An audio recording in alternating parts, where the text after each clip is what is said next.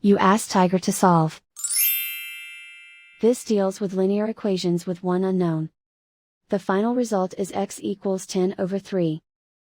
Let's solve it step by step. Group all constants on the right side of the equation. Add 20 to both sides. Simplify the arithmetic.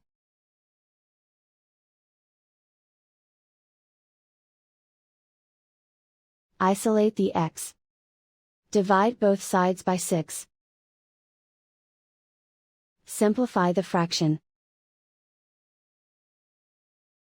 Find the greatest common factor of the numerator and denominator. Factor out and cancel the greatest common factor. And so the final result is x equals 10/3.